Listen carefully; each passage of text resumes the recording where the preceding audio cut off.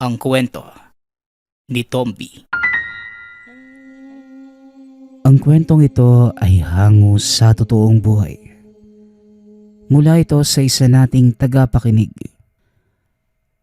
Karanasan ito ni Kaloy. Walang eksaktong taon. Probinsya ng Isabela. Nang mga panahong ito, tahimik pa ang gabi, ngunit hindi lingid sa kaalaman ng karamihan ang nagtatago sa kadiliman. Sa paanan ng kabundukan, sa isang liblib na bahagi ng baryo, payapang namumuhay ang mga tao. Ang mga tahanan ay kubo na yari sa kawayan at napapalibutan ng malawak na palayan.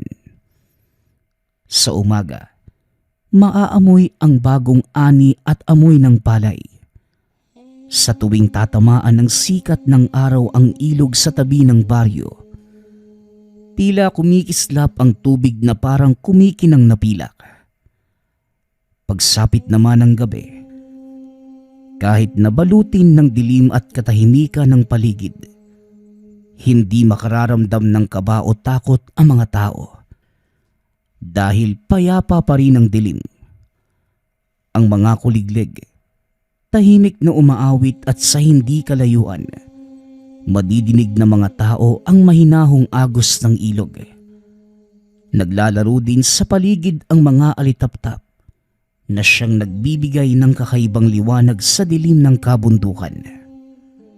Dito matatagpuan ang isang bata na may kakaibang katangian. Si Kaloy. Isang 12 taong gulang. Bagamat payat kung makikita, ngunit maituturing na matipuno ang katawan para sa edad. Ang kanyang mga mata ay puno ng kuryosidad at talas. Palaging may gustong tuklasin at matutunan. Tahimik ngunit mapagmasid. Palaging nakikialam sa mga bagay na para sa iba, hindi para sa bata. Bukod sa talas ng isipan, meron itong puso ng isang mandirigma.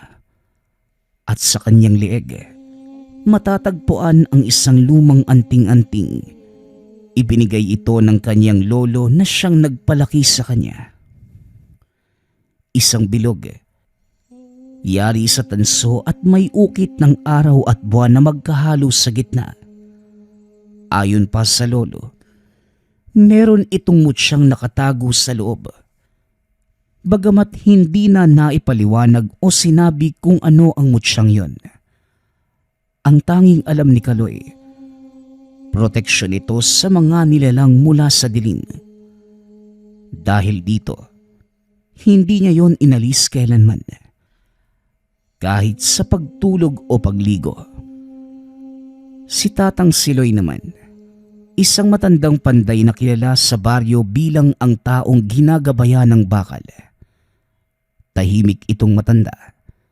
Ang mga kamay ay sanay sa init ng apoy at tigas ng martilyo.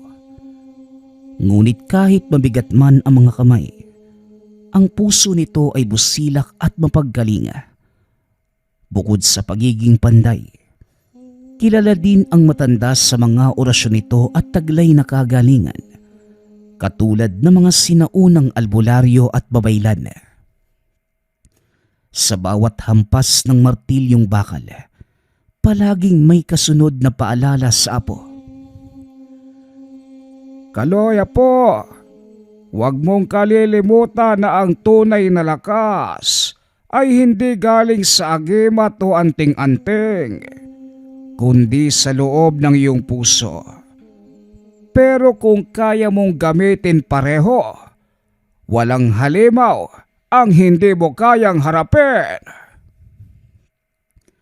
Paalala ni Tatang Siloy. Ganon ang araw-araw ng maglolo. Simple, tahimik ngunit pinagpala. Si Kaloy, tumutulong madalas sa paglikha ng mga bolo at anting-anting na inaabot ng lolo sa mga nangangailangan ng proteksyon. Madalas silang bisitahin ng mga residente lalo na ng mga magsasaka upang manghingi ng basbas. At si Kaloy, bagamat bata pa, marunong nang magbigkas na maikling orasyon para sa kaligtasan. Ngunit hindi nila inaasahan na ang simpleng pamumuhay nila ay mabubulabog din isang araw. Isang gabi, habang nagbabantay si Kaloy sa kanilang bakuran, nakaupo sa may poste ng ilaw na yari sa lampara, napansin ng binata na tila may hayop na hindi mapakali sa hindi kalayuan. Panay ang ungol na mga kalabaw malapit sa sapa. Nagtitilaukan din ang mga manok kahit malayo pa ang madaling araw. Ang hangin, mabigat at malamig, tila may kakaiba na hindi may paliwanag ni Kaloy. Tahimik ang baryo, masyadong tahimik, kahit ang mga kuligdig ay hindi madinig. Hanggang sa nakuha ang atensyon nito ng kakaibang ingay. Angil ng nilalang na hindi niya matukoy. Isang malalim na ugong ang dumaloy mula sa ilalim ng lupa.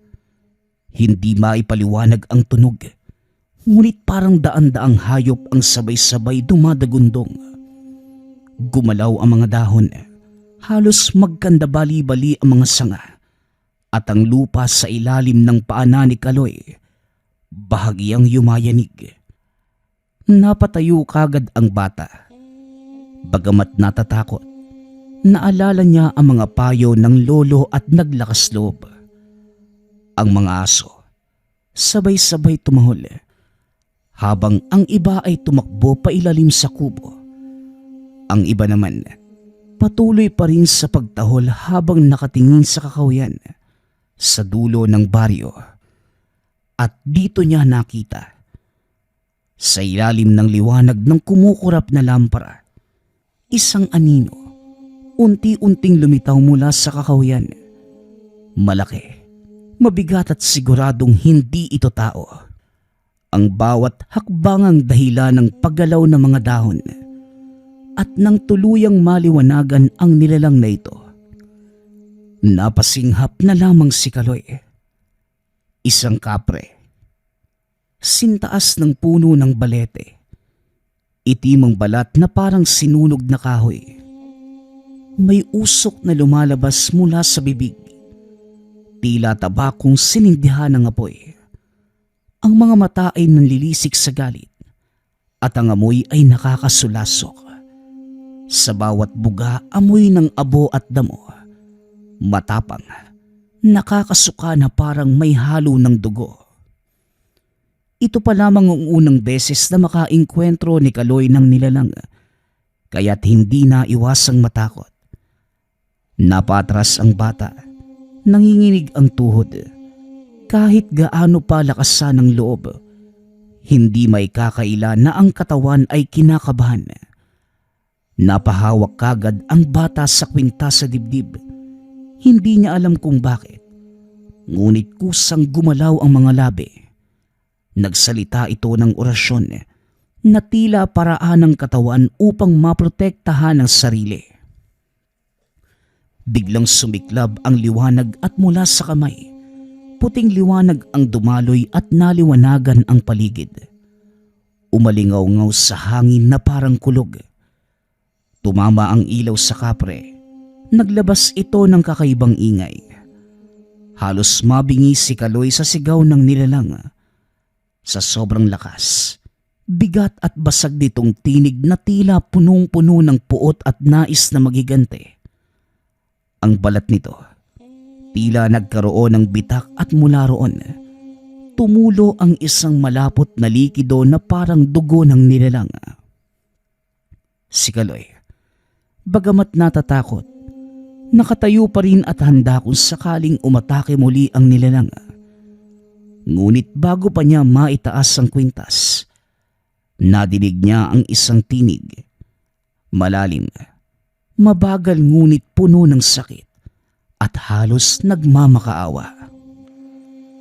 Bata, hindi ako ang kaaway mo. Wika ng kapre. Nanigas si Kaloy sa kinatatayuan. Nag-aalinlangan kung lalapit ba ito o hindi. Kalaunan, nagpa siya ang batang alamin kung bakit naroon ang kapre. Dahan-dahan niya itong nilapitan. Dito niya nakita na sa likod ng kapre ay may 3 bakal na palaso. Nakatarak malapit sa balikat at tadyang nito. Nang tanggalin naman ito ng bata, nakita niya na merong nakaukit na simbolo ngunit hindi pa ito mawari. Napalunok si Kaloy. Ang halimaw na akala niyang kalaban kanina, isa pa lang nilalang na sugatan at hinahanap ang gumawa nito sa kanya. Lumuhod ito sa tabi ng kapre. Nag-alay ng orasyong itinuro ni Tatang Siloy. Itinaas sa mga kamay sa sugat at muling bumulong. Nagliwanag ang mutya, ngunit sa pagkakataong yun, hindi na puti kundi kulay berde na ang liwanag, ang kulay ng buhay. Dahan-dahang nagsara ang mga sugat ng kapre. Unti-unting naghilom ang mga bitak sa balat nito, at ang mga matang kanina'y nagliliyab ng pula, ngayon naging kalmadong berde. Tahimik ang lahat. Tanging ugong ng hangin at huni ng mga kuliglig ang madidinig. Sa unang pagkakataon, ngumiti ang kapre. Isang ngiting bihira lamang nakikita. Puno na ng pasasalamat at ginhawa. Ang mga mata na dati nagliliyab sa galit, ngayon kumikislap sa kabutihan.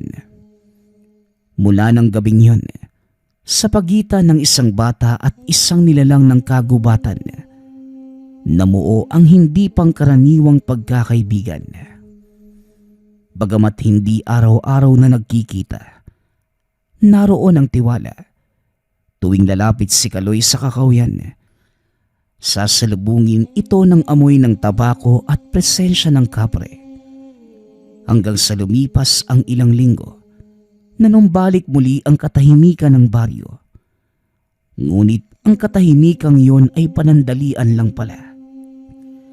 Lingid sa kalaman ng ating bida, sa gitna ng kakahuyan ng bayan, dumadagundong ang lupa mula sa makapal na usok. Isang nilalang na may anyong tao ngunit ulo ng kabayo at buhok na gawa sa ginto ang lumabas. Masama ang titig ng tikbalang, mataas ang tindig at matalim ang bawat yabag. Nabulabog ang lupain at mula sa mga anino, nagsilabasan ang mga aswang. Mga payat at maliliit ngunit mabibilis. Ang mga kuko ay kasing haba ng mga patalim at ang mga ngipin ay labis ang talas.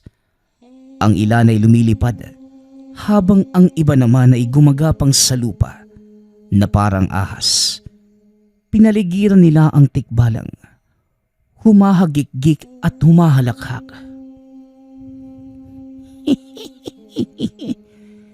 Maganda ang lupain mo, bantay ng bundok. Pero simula ngayon, amin na ito. Wika ng babaeng aswang. Subukan nyo, mga basurang kumakapit sa kadiliman. Kahit gaano pa kayo karami, wala kayong laban sa akin. Hindi nyo kayang agawin ng lupang pinagpala sa akin ng mga diwata. Tugon naman ng tikbalang sa isang pitik ng paa. Kasabay ang malakas na bugso ng hangin, nagsiliparan ang mga dahon at mula roon, nabuo ang hangin ng kabayo. Mga aninong kabayo na gawa sa alikabok at liwanag.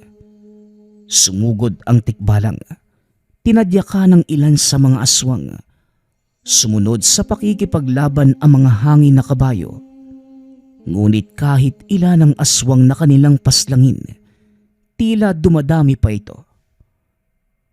Isang araw, habang namamasyal sa kagubatan si Kaloy kasama ang kaibigang kapre, nakarinig sila ng kaguluhan sa kabilang dulo ng kagubatan. Yumanig ang lupa at umaalingaw-ngaw ang hiyaw ng mga hayop. mula sa itaas ng mga punong kahoy. Tila may kumikislap na mata ng mga apoy. Teka, dito ka lang sa likuran ko, Kaloy. Hindi natin alam kung ano ang nilalang na yon at baka madamay ka. Wika ng kapre. Pumwesto ito sa harapan ng bata para maprotektahan. Hindi maipaliwanag ni Kaloy, ngunit matindi ang nararamdaman na kailangan nila ang tulong ni Tatang Siloy. Huwag mo na munang idamay ang lolo mo, Kaloy. Lalo na't hindi pa natin sigurado kung ano ang kaguluhang ito. Pero halika na't umuwi na tayo bago pa tayo madamay. Dagdag ng kapre. Napatigil ang dalawa nang biglang may bumulusok pababa, malapit sa kanilang kinaroroonan. Sugatan ito ngunit pinipilit pa ring lumaban. Huwag na tayong mag-aksaya pa ng oras, Kaloy. Kailangan na nating umalis bago pa tayo nila makita at madamay. Pagpupumilit ng kapre. Dali-dali silang umalis at makalipas ang ilang minuto, nakarating na sila ng tahanan. Tatang Siloy, may nilalang na lumalaban sa mga aswang. Wika ni Kaloy habang tumatakbo papasok sa loob ng tahanan. Pawis na pawis, nanginginig ang tinig. Napatigil si Tatang Siloy sa pag-ayos ng mga halamang gamot sa mesa. Dahan-dahan niyang ibinaba ang bote ng langis at tumingin ng maigi sa apo. Bakas sa mukha ang matinding pag-aalala. Aswang ba ang sabi mo, Apo? Abay, hindi yan maganda. Mas mabuti nang wag tayong makisali sa labang yan. Hindi natin alam kung ano ang pinagmulan o kung anong galit ang dala ng mga aswang. Kapag nakialam tayo, baka tayo pa ang gantihan ng mga yan. Wika ni Tatang Siloy. Ngunit hindi napigilan ni Kaloy ang sarili. Nilapitan niya ito at hinawakan ang mga braso. Pero Tatang, tayo lang yung makakatulong sa nilalang na yun.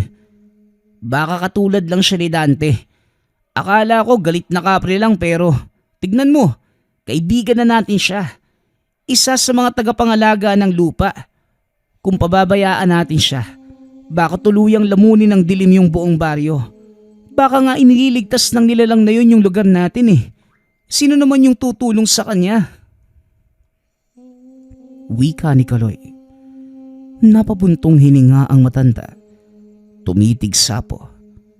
Sa mga mata ni Kaloy nakita ang tapang at paniniwala na minsan sa kanya ring mga mata nagmula noong kabataan.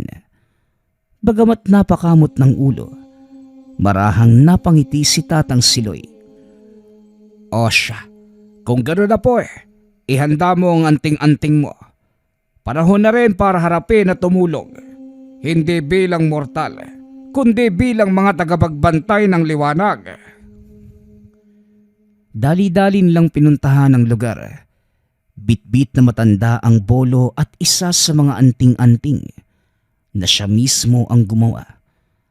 Sa tulong ng kapre, tinahak nila ang pusod ng kagubatan hanggang sa tumambad sa kanila ang nilalang na may hawig ng tao ngunit may ulo ng kabayo.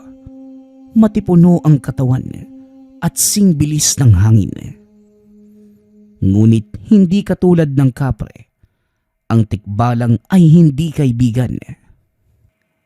Lumayo kayo, mga mangangahas. Hindi ko kailangan ng tulong nyo, lalo na sa mga mortal na katulad nyo.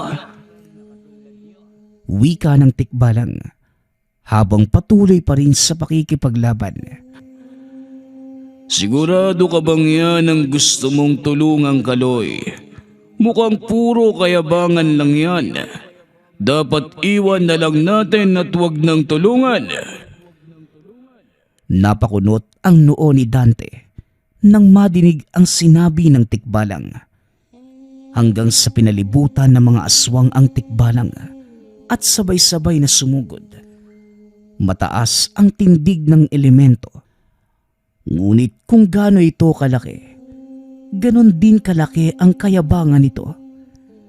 Ilang beses natamaan ng tikbalang ang mga aswang.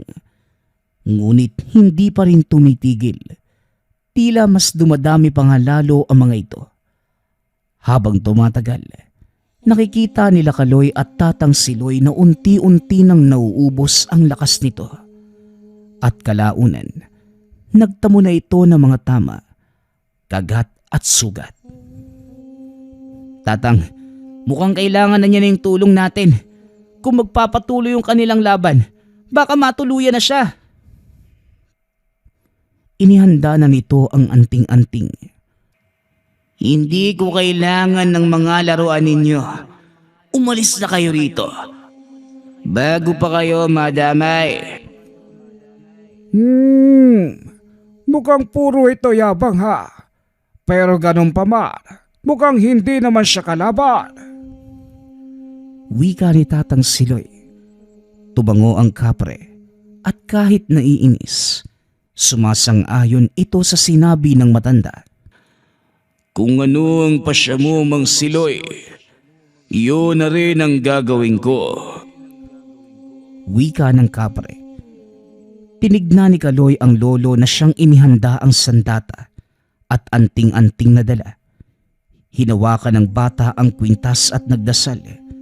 Isang bilog na enerhiya ang lumabas mula sa ilalim ng lupa. Nabulag ang mga aswang at nang sandaling yun, sumugod ang kapre. Dinampot ang malaking puno mula sa ugat at winasiwas ito. Pinatalsik ang mga halimaw at pinaslang. Habang si Tatang Siloy naman, nakapikit at matapos magsalita, biglang sumiklab at umapoy ang bolo, maging ang anting-anting na dala. At ang mga palad ay sumiklab ng sinag at ang mga kamao ay tila naging bakal. Isang hampas lamang ay nasunog ang ilan sa mga aswang. Nagliyab ang buong paligid at umalingaw-ngaw ang sigaw ng mga aswang. Sa gitna ng apoy, tinulungan ni Kaloy ang tikbalang na tumayo. Puno ito ng sugat at tila malala ang mga natamo. Ngunit imbis na magpasalamat, nakasimangot pa ang elemento. Sinabi ko na sa inyo, hindi ko kailangan ng awa. Wika ng tikbalang, sabay hampas ng buntot at napisa nito ang isang aswang. Bagamat puno ng yabang, nakita ni Kaloy sa mga mata nito na kahit papano, sa pagitan ng galit at kayabangan, naroon ang bahagyang paggalang at tahimik na utang na loob. Sumabay na si Kaloy sa kanya. Magkakasabay nilang nilabanan ang huling tatlong aswang. Bagamat kaunti na lamang, hindi sila basta-basta. Ang tatlong ito ay tila matatanda sa kanilang lahi. Mahaba ang dila ng mga ito at ang balat na sintigas ng bato. Ang kanilang galaw ay hindi hamak na mas mabilis at mas malakas kumpara sa mga nauna. Nagpatuloy pa ang madugong labanan. Bagamat nagtamo ng iilang sugat at pasa sa huli ay nagwagi pa rin sila. Tahimik na muli ang kagubatan. Nang sandaling yun, dito palang nakahinga ng malalim at ginhawa si Kaloy. Ay nako, natapos din. Nagwagi tayo, lolo. Wika ni Kaloy. Habang ang kapre, si Kaloy at Tatang Siloy ay nagdiriwang. Sa gilid naman ang tikbalang na kanilang tinulungan. Tila hindi mawala sa mukha ang pagsimangot. O ano, hindi ka ba marunong magpasalamat? Kahit magpanggap ka lang. Grabe, ikaw na nga lang ang tinulungan. Ikaw pa itong nakasimangot. Ang sabi ko sa iyo, Kaloy, hindi dapat tinutulungan ng mga kagaya niyan. Sayang lang ang pagod. Mga hangal, Sa pagtulong niyo sa akin, kayo naman ang pagbubuntungan nila ng galit. Una pa lang sinabi ko na sa inyong umalis na kayo. Pero hindi. Matigas sa mga ulo. Huwag kayong magugulat kung isang araw lulusubin ng mga aswang ang inyong tahanan. Aba, sumusobra ka. Ay nako, huwag ka nang mag-aksaya pa ng laway, Dante. Hayaan mo siya. Ang pagtulong naman natin ay walang hinihinging kapalit. Tayo na't umuwi na tayo, apo. Salamat na lang sa babala. Tikbalang. Huling wika ni Tatang Siloy at umalis na ang tatlo. Habang naglalakad palayo, hindi mawala sa mukha ng Tikbalang ang pag-aalala. Ay nako, binilaan ko na kayo. Ang mga mortal na kagaya nyo, hindi kayang labanan ng dami nila. Huwag lang sanang umabot sa puntong mamatay kayo kakatulong nyo sa iba. Wika ng Tikbalang sa sarili. Bumalik na ito sa kanyang tahanan. Habang naglalakad. Tatang, totoo po ba yung sinabi ng Tikbalang na tayo yung lulusubi ng mga aswang bilang ganti? Hindi ako magsisinungaling sa iyo, apo. Pero totoo, may posibilidad talaga na tayo ang mapagbuntungan nila ng galit. Lalo na yung huling 3 aswang na nakalaban natin. Parang yun yung mga pinuno eh. Siguradong hindi sila papayag na walang dadanak na dugo. Pero wag na tayong magsayang pa ng oras kakaalala. Mabuti pa't maghanda na tayo. Proteksyonan natin ang tahanan. Tugon ni Tatang Siloy. Dali-dali silang naghanda ng mga kagamitan. Mga tuyong dahon, kahoy, halaman at mga orasyon, bato at iba pa.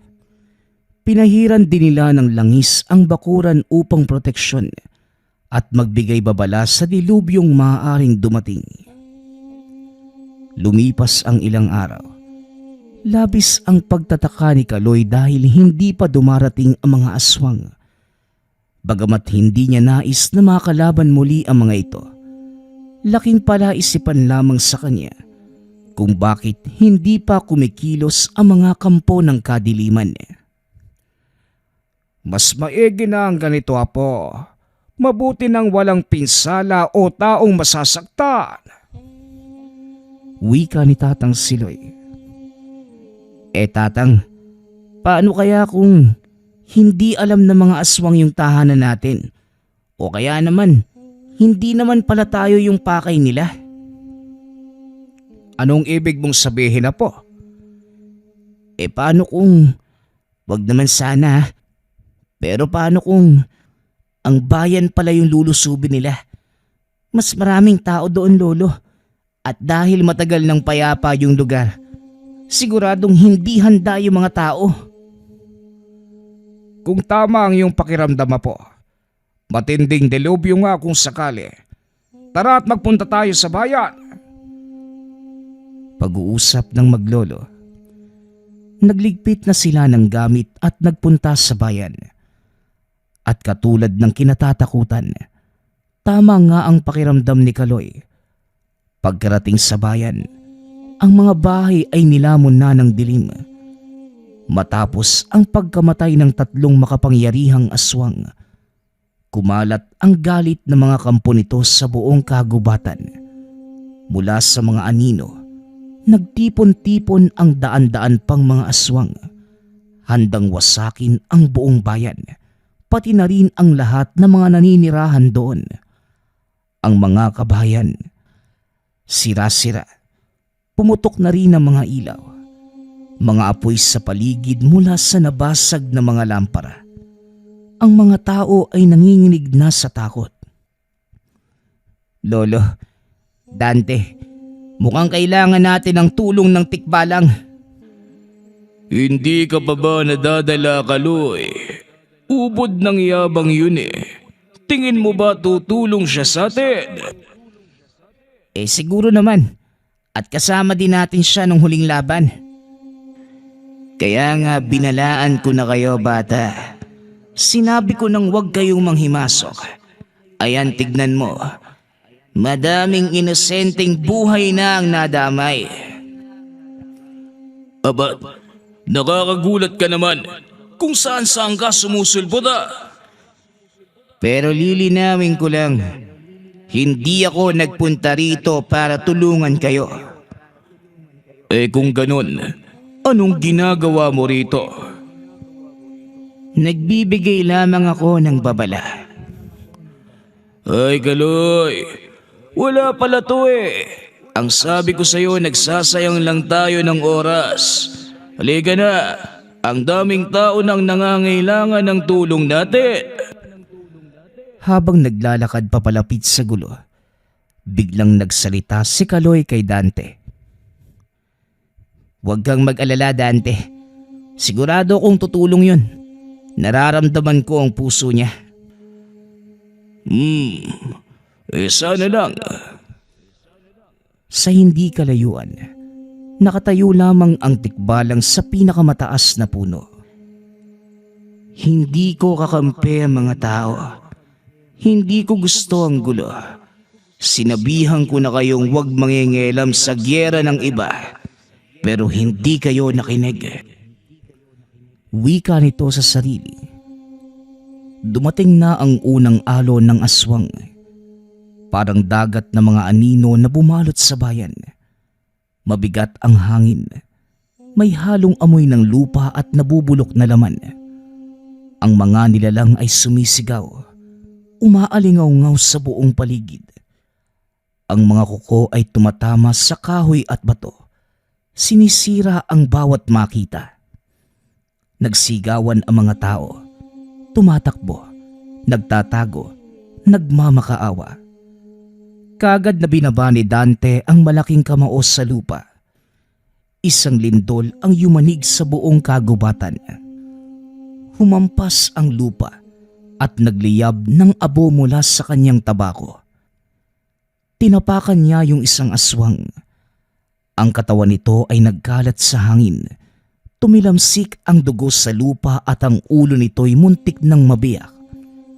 Dahil sa lakas ng kapre, patuloy sa pakikipaglaban si Dante sa mga aswang. Kumuha rin ito na malaking puno at pinaghampas sa mga ito. Sa kabilang dako naman, si Tatang Siloy. Mga kamao ay parang bakal. Nakahanda ang mga sandata at suot ang mga anting-anting. Habang nagbibigkas ng mga orasyon, isang suntok, talsik kagad ang mga nilalang. Mabagal man ngunit pulido naman ang bawat galaw. Tumalon si Kaloy sa gitna. Mabilis ang galaw na parang kidlat.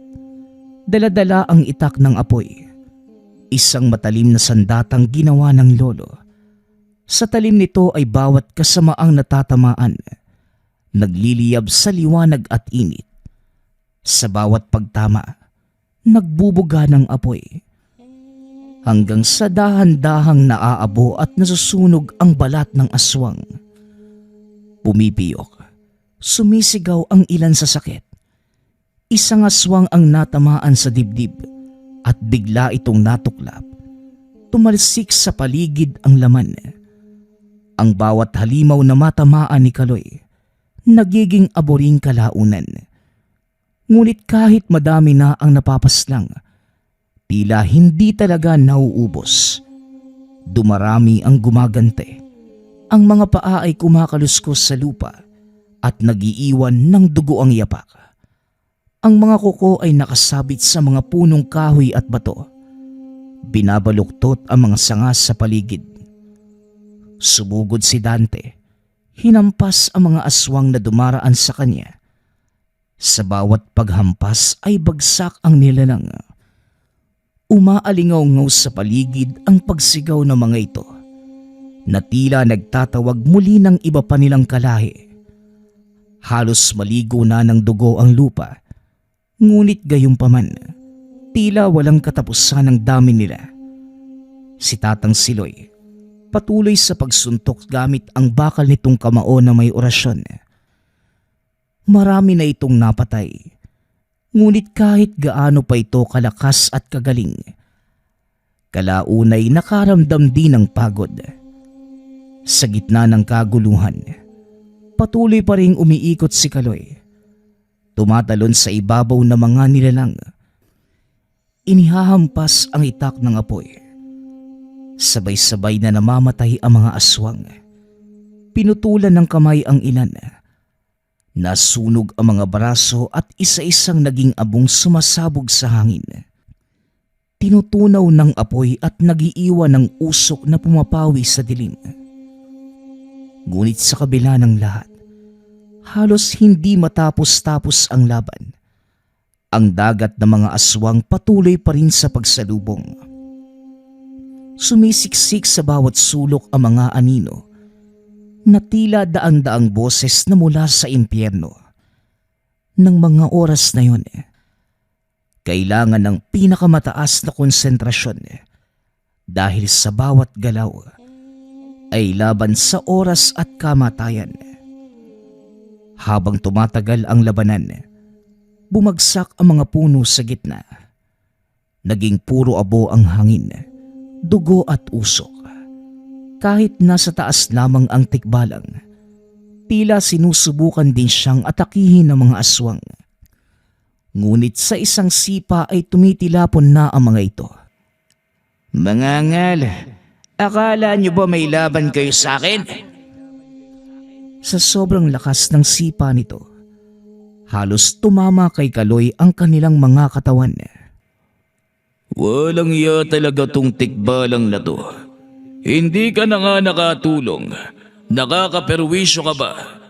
Ayos ka lang ba, Kaloy? Ayos lang ako, Dante. Huwag kang mag-alala sa akin.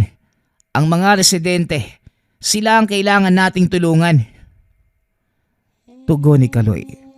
Nagpatuloy na sila sa pakikipagbakbakan. Hanggang sa... Tulungan niyo po kami. Wika ng bata sa mahinang tinig. Nilingon ng tikbalang ang pinagmulan. Sa ilalim ng mga nabagsak na sanga, isang batang lalaki, hindi hihigit sa 7 taong gulang, nakahandusay, duguan ng katawan, nanginginig na sa takot. Bagamat maraming galos, buhay ito at lumalaban para sa natitirang buhay. Nagmamakaawa ang mga mata at nangingintab dahil sa luha. Huminto ang tikbalang. Sa gitna ng putok ng apoy, alingaw-ngaw ng sigaw ng mga aswang, nadinig niya ang tinig ng inosente.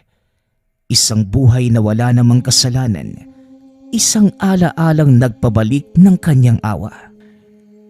Hindi ko kayang iwan ang isang to. Hindi sa kamay ng mga halimaw. Wika ng tikbalang. Nang sandaling yon, sumugod mula sa kadiliman ang 5 aswang. Tila nag-aagawan sa bata na parang patay gutom. Tumalo ng napakataas ang tikbalang. Malakas, hanggang sa halos lamunin na siya ng ulap. Bumagsak ito na parang kidlat. Mabilis at masakit.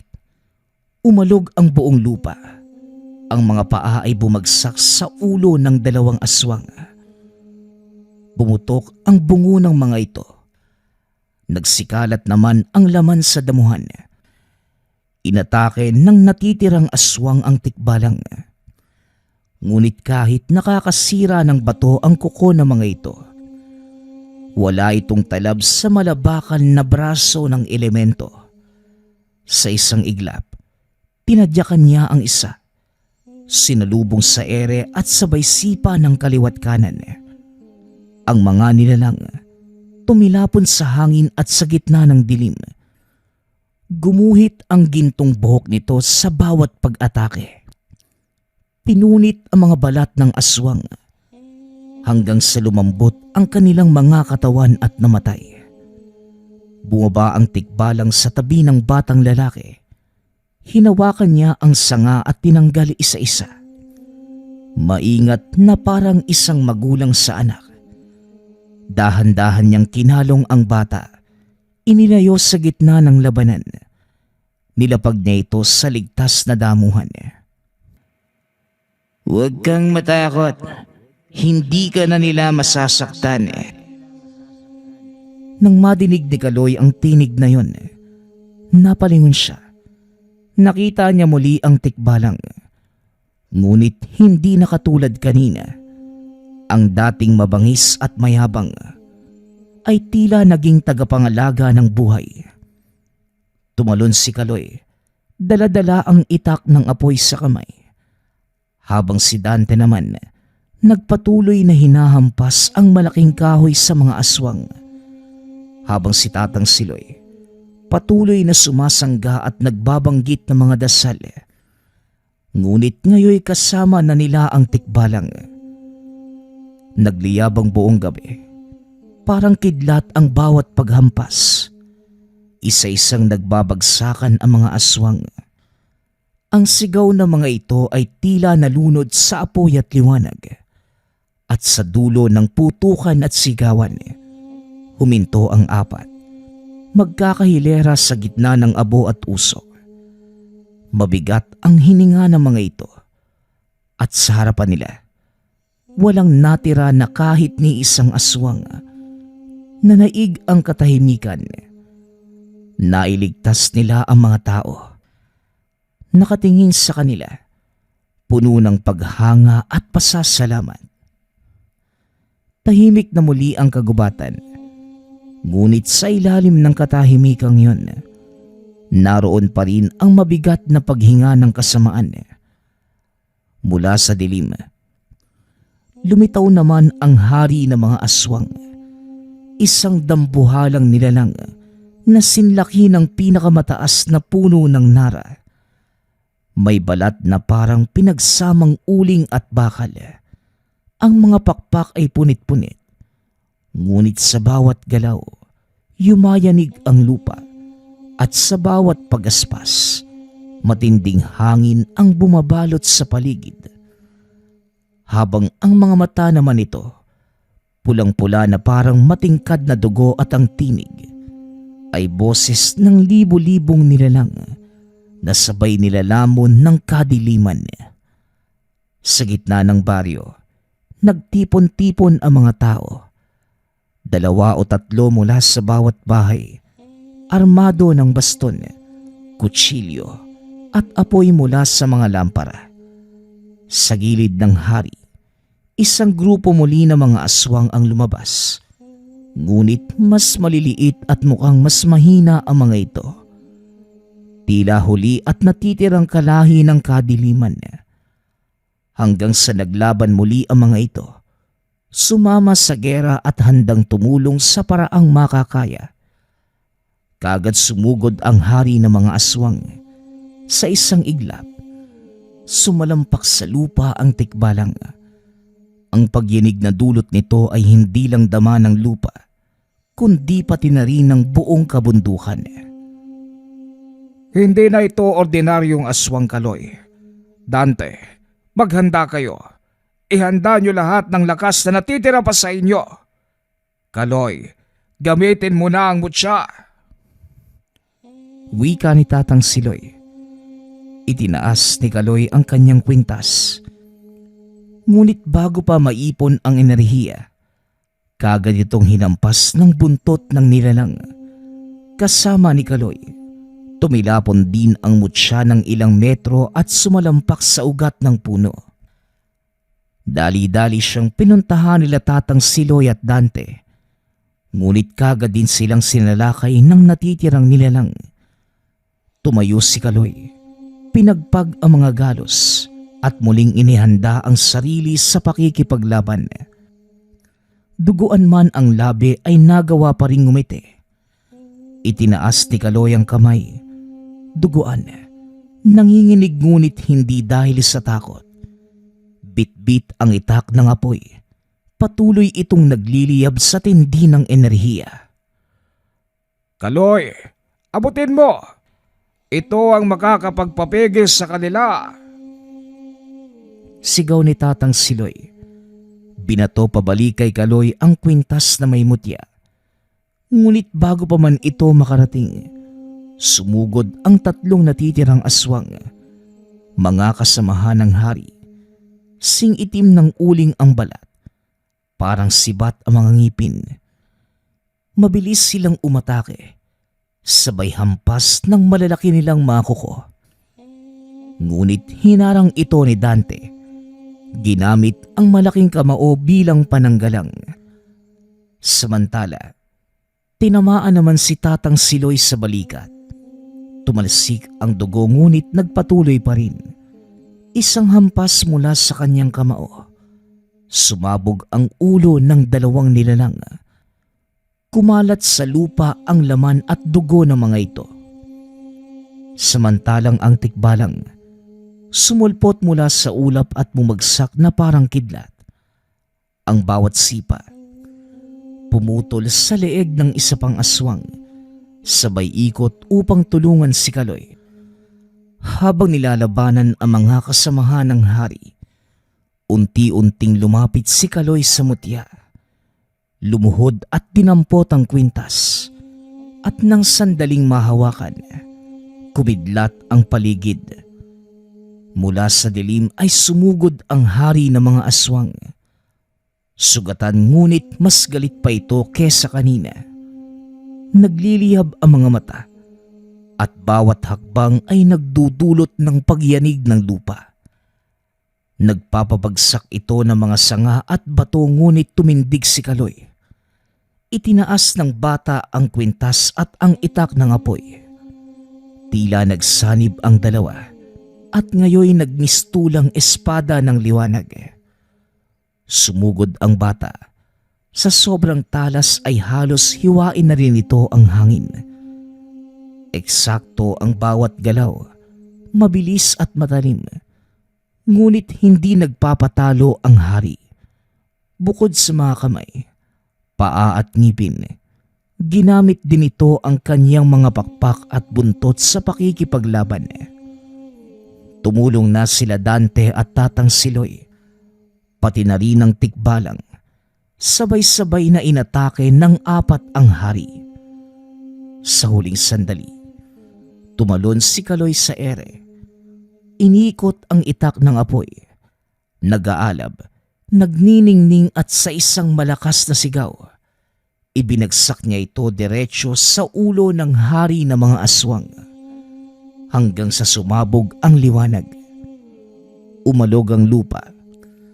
Malakas na bugso ng hangin ang kumawala. At ang sigaw ng halimaw ay umaalingaw sa buong kagubatan. Nang tumigil ang liwanag, nakaluhod ang hari at unti-unting nagiging abo hanggang sa tuluyang maglaho sa hangin. Sa paligid, pinaslang ng mga residente ang natitirang mga aswang, mga magsasaka, matanda at mga kabataang may dalang sulo, bolo at sibat. Sabay-sabay silang humiyaw matapos mapatay ang natitirang nilalang. Para sa ating bayan, mabuhay! Mabuhay! Sigaw ng mga residente. Muling natahimik ang bayan. Napaluhod si Kaloy. Pagod. Nanginginig ngunit may ngiti sa labi. Kumalma ang mga sandata at nanumbalik ang kapayapaan. Lumapit si Tatang Siloy. Nilagay ang mga kamay sa kanyang balikat. Tapos na ang labang, Kaloy. Tuluyan ang naglaho ang kadiliman. Wika ni Tatang Siloy. Biruin mo, sa mura mong edad, kakaiba na ang kaya mong gawin. Paano pa kaya ang pagtanda mo? Nakikisali ka yata rito, tikbalang. Oy kayong dalawa, wag na nga kayong mag-away dyan. Magpahinga na muna tayo. Sita ni Tatang Siloy. Natawa na lamang si Kaloy sa bangayan ng 2 nilalang. Umakyat sa puno si Dante at humithit ng tabako habang nakangiti. Pero tama ang sinabi na mapanghing tikbalang. Hindi ko aakalain na ang isang batang katulad mo ay may kakayanan na tapusin ang kadilima ng kagubatan. Wika ni Dante habang patuloy sa paghithit ng tabako. Sa paligid nila, nagyayakapan na ang mga tao. Umiiyak at patuloy sa pagdarasal. Nagpapasalamat sila sa tulong. Bagamat may mga sugatan, nasaktan at ang ibang hayop ay nasawi. Nagpapasalamat sila na walang residente ang namatay at dahil na rin yun sa tulong nila Kaloy. Bagamat nasira man ang kanilang mga tahanan at kagamitan, alam na mga residente na makakabangon naman sila muli. Makalipas ang ilang buwan, muling bumalik ang katahimikan sa bayan. Ang gabi na dating pinamumugaran ng sigaw at dilim, nanumbalik ang kapayapaan. Tanging huni ng kuliglig at kaluskos ng hangin sa dahon ang madidinig. Muling nagtanim ang mga magsasaka sa malawak na palayan. Ang mga dating tuyong bukirin at napinsala ng laban, nanumbalik sa luntian nitong itsura. Tumaba din ang lupa, muling nabuhay at muli ding nakakapagbungan ng mga halaman at gulay. Habang tumutubo ang bawat ani, tila sumisibol din ang pag-asa sa bawat puso ng mga tao. Makikita sa bawat ngiti ng mga magsasaka ang pagbagong matagal nang pinagdarasal. Muli nang nakakapaglaro ang mga bata sa labas. Walang pangamba sa dilubyong maaaring sumalanta sa bayan. Wala nang takot sa mga mata. Habang ang mga matatanda madalas nakikitang nagkwekwentuhan sa harapan ng mga tahanan, nag-aalay ng mga kape at tinapay sa mga dumaraan. Si Dante, nanatiling nagbabantay ng kagubatan. Ngunit sa tuwing may panganib o kaya na may batang naliligaw sa gubat, may kabayo namang dumarating, nag-iiwan ng malamig ngunit payapang simoy.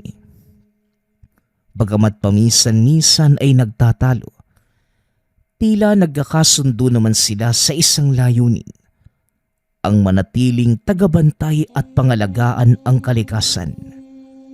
Si Tatang Siloy, nagtayo ng isang maliit na dambana sa lugar kung saan bumagsak ang hari ng mga aswang. Ito ang naging simbolo at paalala ng tapang at liwanag ng bayan. Si Kaloy, ngayon ay kilala bilang ang batang antingero ng Isabela. Madalas makikitang naglalakad sa mga bundok, tinutulungan ang mga albularyo at kabataan. Itinuturo ang tamang paggamit ng mga agimat at orasyon, kasama ang kanyang lolo. Bitbit pa rin ng bata ang kwintas at itak ng apoy, handang ipaglaban at tumulong sa mga nangangailangan. Ang batang antingero na tagapangalaga ng kabutihan at bayani ng bayan. Nagpapasalamat nga pala ako sa lahat ng sumusuporta sa ating channel. Nawa ay patuloy niyong suportahan at pakinggan ang ating mga kwento. Hanggang sa muling pakikinig. Paalam.